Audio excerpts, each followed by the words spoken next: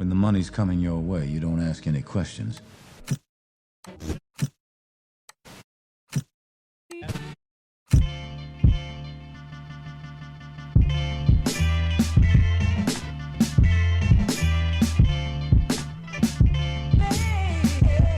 Good day and good night. Welcome to the High and Low Basketball Podcast, the High and Low Basketball Show. This is episode number 100 and Sheed, aka episode number 136. 36 was the number worn by Rasheed Wallace when he was a member of the 2004 NBA champion Detroit Pistons. If you ask any Laker or Laker fan, they were the worst, the most fortunate, the most undeserving championship team of all time. Now that's a hard motherfucking fact of life. But that's a fact of life your ass is gonna have to get realistic about. Again, that's if you ask a Laker. But back to number 36, Mr. Number 36. Rasheed Wallace was a gifted and versatile big, a stretch four before the term was even a thing. He could knock down the three, take his man off the dribble on the wing. He could get busy down on the block. Rasheed Wallace did it all. Some say Sheed had all the tools to be one of the greatest, but he got in his own way. Others would tell you NBA officiating got in his way more often than not. When I think of Rasheed Wallace, one term comes to mind: ball don't lie, which is what he would say when an opponent missed a free throw after a questionable call. Refs started hitting him with the tech when he would say it, which was absolutely ridiculous if you think about it, but entertaining at the same time. For many fans, Boogie Cousins comes to mind when talking about players who've had issues with refs getting teed up every other game, But if you're that fan, you should watch some old Pistons games and witness the swift whistles from Mr. Wallace. Numbers don't lie. The man holds the record for most technical fouls in a season, 41, and most ejections in a season, which is 29. It's a lot. Anyway, my name is Ike Amaechi, going solo for this special episode. And around here, we live by a principle governed by the high and low lives of the world, which means we talk about basketball, especially and specifically the NBA, and we talk about it at any time, anywhere, north, south, east, west, high and low. This week, on the High and Low Basketball Show, it's all about the business of basketball. It feels like a perfect time to talk about the business of the NBA, the shmoney, in the wake of the Phoenix Suns NBA record $4 billion sale. Is it really? Yes, you heard correctly. That's the number 4, followed by 9 zeros. So I'm going to dive into the numbers, the value of the league and its teams, and how this conglomerate, this basketball monopoly, runs its business. If you were ever curious, stay tuned for that.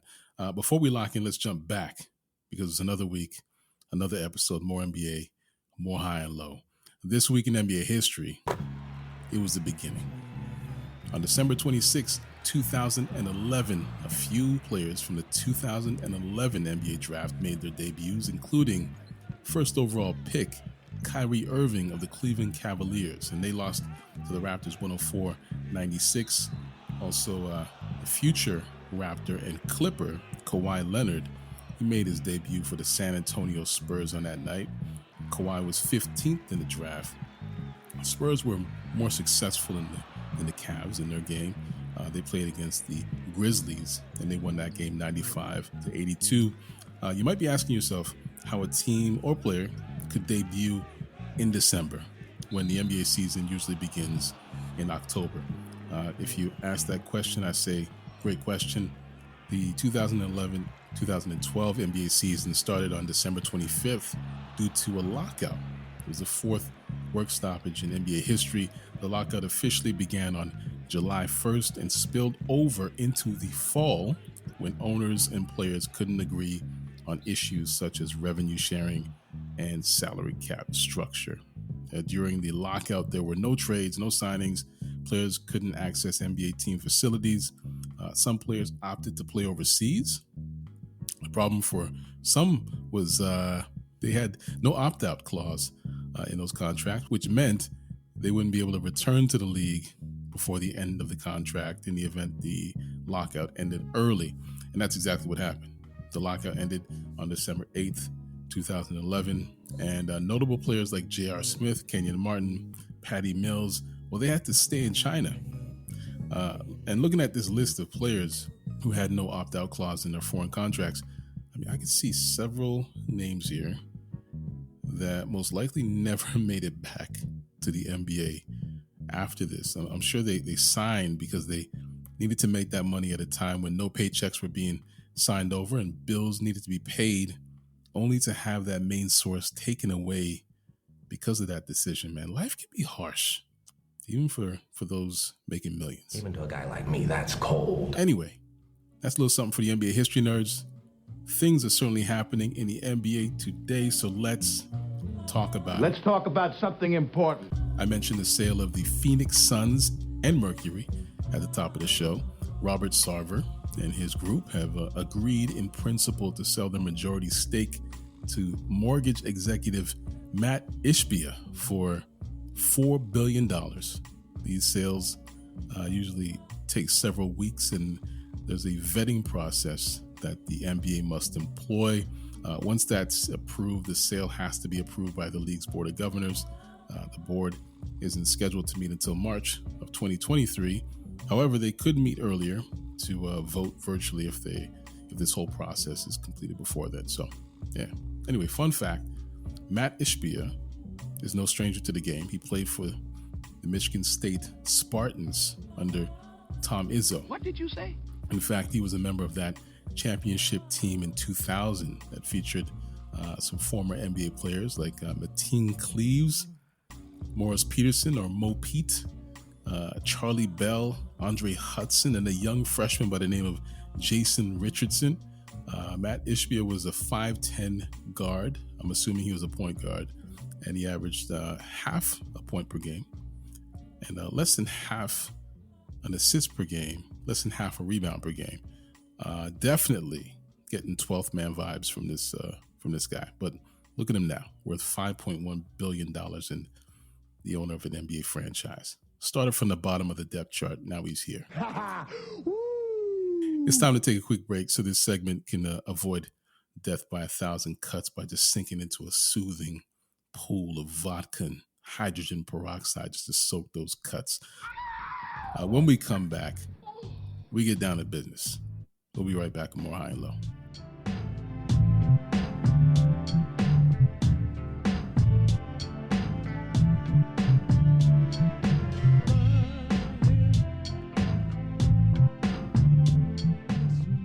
Welcome back to the show. I'm Ike Amaechi, doing this solo this week. The business of basketball is an interesting space. There's no question that the sport has grown into a global monster, its popularity really only trailing behind soccer or football to our high and low lives across the pond. So one can only assume that the center of this global monster, the National Basketball Association, is making bank.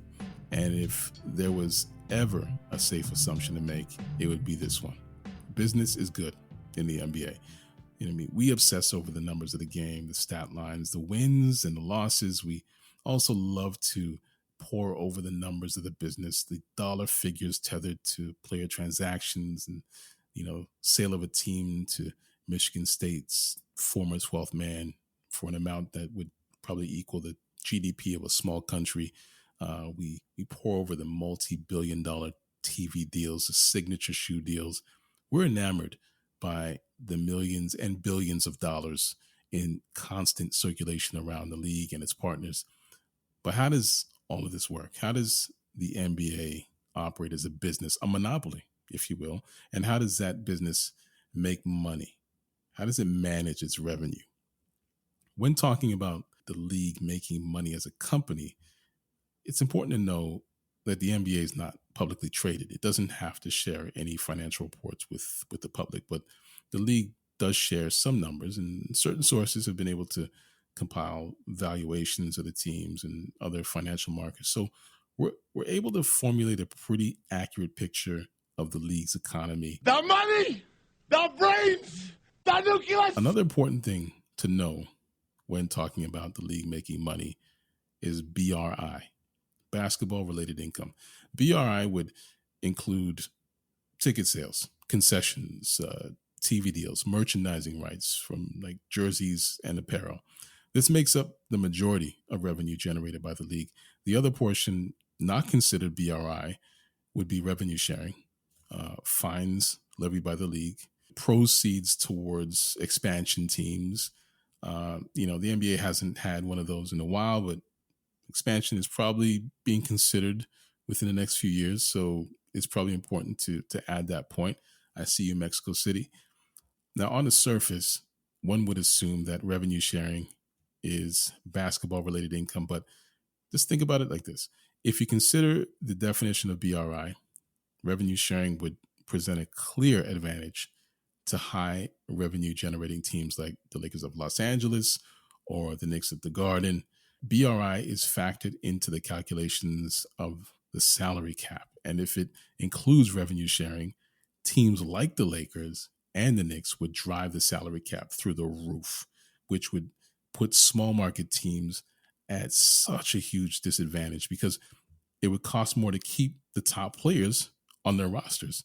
This would lead to disparity financially and competitively. And the Lakers or the Knicks would probably each have players like Giannis, LeBron, Tatum, KD, Embiid, Kawhi, and they probably just win championships every season with a team like San Antonio, Milwaukee, or Toronto stealing one every 12 seasons. I mean, I can hear the chafing from Spike Lee rubbing his hands together in excitement with the type of smirk you would see on the Joker or that movie Smile. That would be an amazing thing if that happened. Or maybe that's the sound of James Dolan scratching his head, trying to figure out what revenue sharing really is. Because I think it's really important to understand what revenue sharing really is. So for those of you that don't know, let me just quickly explain. Basically, all 30 teams pool their money together, their annual revenue, and it's redistributed from the highest grossing teams to the lowest, which means each team would receive revenue equal to the salary cap that year. The one caveat is small market teams have to generate up to or equal to 70% of the league average to get those full revenue sharing benefits. Now, back in 2017, the Bucks and the Hawks were two of 9 teams that lost out on those benefits. So it does happen. It can happen. Not so much today because the league's purses are busting at the seams. Like I said, the NBA is good. The NBA is good.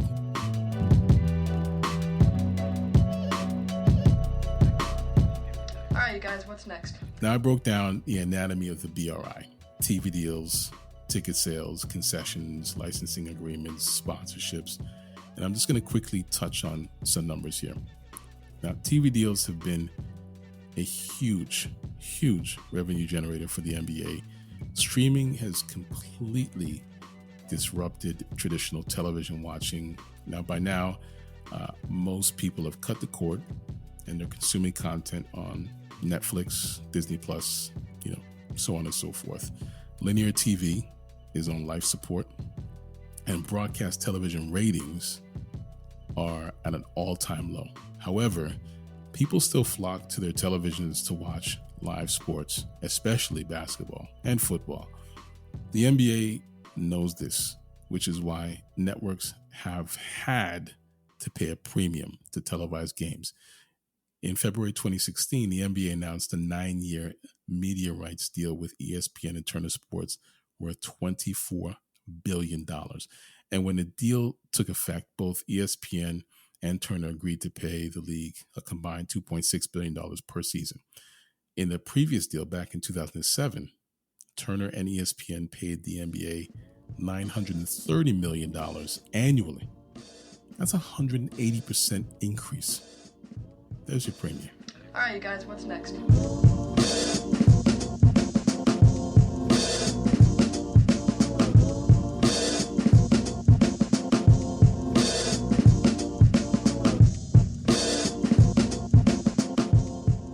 Now, the results of the NBA's sponsorship deals and licensing agreements are ubiquitous. When you're watching a game on TV, you're inundated with ads and logos at courtside or on the court. When you walk into any NBA arena, you can't look in any direction without seeing a corporate sponsor. Even the naming rights for arenas are part of that whole revenue stream. Anywhere you go, you're likely to come across a fan or a casual wearing some sort of NBA apparel, from t-shirts and hats to jerseys. I mean, the fruits of this money generator are everywhere, and it's a lucrative one. Lucrative.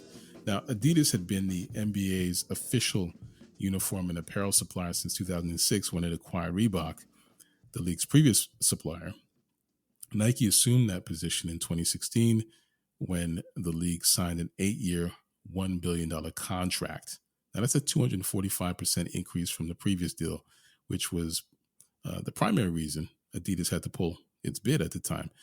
You know, Adidas had slipped to third behind Nike and Under Armour, and they couldn't really afford to pay that NBA premium that we keep talking about.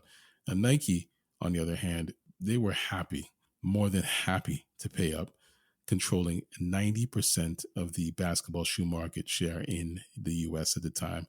The NBA gave Nike a number, and Phil Knight said, just do it. All right, so listen, why don't you give me a call when you want to start taking things a little more seriously?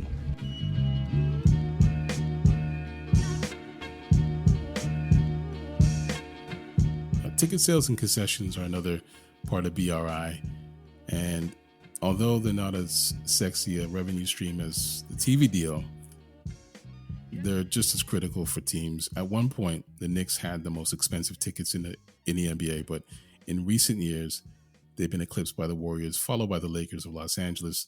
The Knicks are still third, though. Still third. You know, I think it's important to know that they're not working at a loss. You know, it's still all gain, regardless of how the team performs. Ticket costs in New York continue to grow, not as rapidly as we've seen in LA or San Francisco. One way the NBA measures ticket sales, and this is interesting, it's called FCI, Fan Cost Index, which essentially means the cost of taking a family of four to a game, and this includes tickets, concessions, and parking. So league-wide FCI in 2022 was $444.12. Back in 2010, 2011, it was $287.85.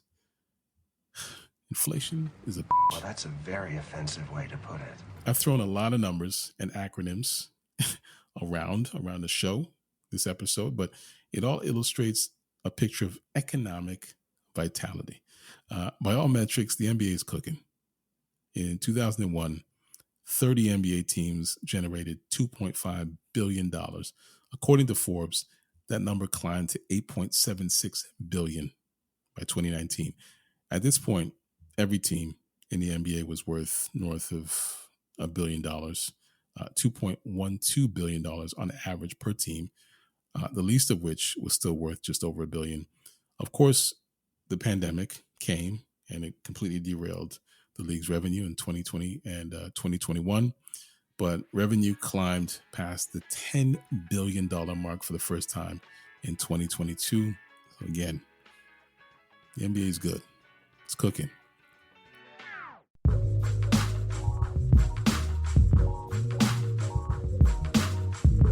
Now, circling back around to the Phoenix Suns, who were just purchased by Michigan State water boy Matt Ishbia for $4 billion. It's interesting to see that the Suns were valued at $2.7 billion prior to the sale, 13th in the league, and right behind 12th place Miami at $3 billion, and 11th place Toronto at $3.1 billion. The Philadelphia 76ers are 10th, Houston Rockets at 9th, even without a superstar or a star. It's interesting. That's an interesting one. Dallas is 8th in value. Brooklyn is 7th. I know Steve Ballmer is happy with his investment, seeing the Clippers at 6th. Boston is 5th. Shout out to Cambridge, Massachusetts. The Bulls are in 4th, still living off their Jordan days. And the Lakers of Los Angeles are the 3rd most valuable team in the NBA, valued at $5.9 billion. And even though they're nowhere close to winning, the Knicks of the Garden keep winning because they are 2nd the second most valuable team, valued at $6.1 billion. Nowhere close to winning, but they still keep winning. So that leaves us with the most valuable team in the NBA, which I think is obvious at this point. But how much might surprise you? The Golden State Warriors, their current value is $7 billion. It's madness. It's mad. To put that into context, the team was purchased for $450 million in 2010. No, I don't believe you. Who are you talking to right now? Do you know how much I make a year? I mean, even if I told you, you wouldn't believe it. So while Giannis, Jokic, and LeBron excite fans and get buckets, the NBA, as a business, gets money. A lot of money.